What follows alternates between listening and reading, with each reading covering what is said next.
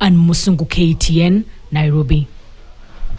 Usiku wa leo uchunguzi maalum wa KTN unafichua mtandao wa kimataifa wa usafirishaji haramu na uwalaghai vijana wa Kenya na kuwatupa vitani nchini Urusi. Kwa mara ya kwanza serikali ya Kenya imekiri hadharani kwa raia wake wameingizwa kwenye vita hivyo.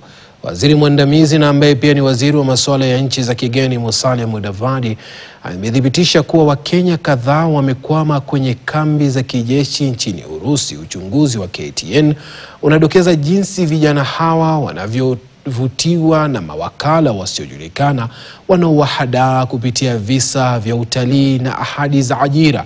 Haman Kamariki na makala maalum wa Kenya waliohadaiwa kufia vitani. Wanaondoka Kenya wakiwa na matumaini, mikononi wakiwa na visa za utalii, wakiahidiwa kazi nzuri, ufadhili wa masomo au hata uraia katika taifa kubwa la Ulaya. Lakini kwa wengi wao, Urusi inageuka haraka kutoka ardhi ya matumaini kuwa uwanja wa vita. Kenya tunatoka na tourist visa. Hapo tulikuwa handed over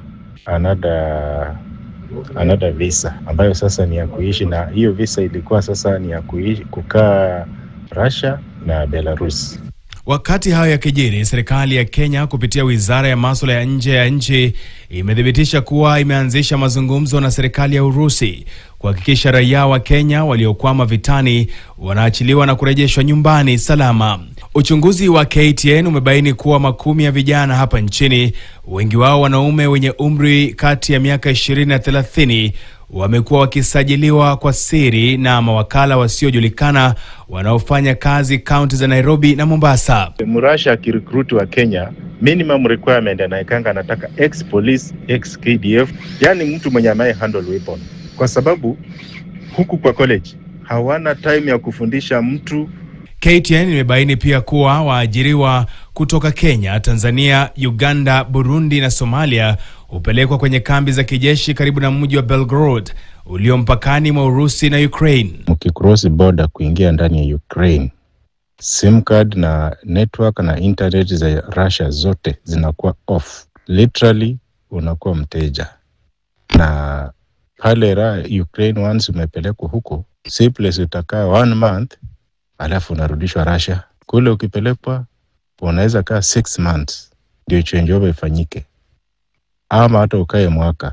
Mwezi uliopita mwanariadha Mkenya Evans Kibet alionekana kwenye video iliyotolewa na jeshi la Ukraine akidai alidanganywa kujiunga na jeshi la Urusi baada ya kuahidiwa ufadhili wa mchezo. I didn't know it was a military job.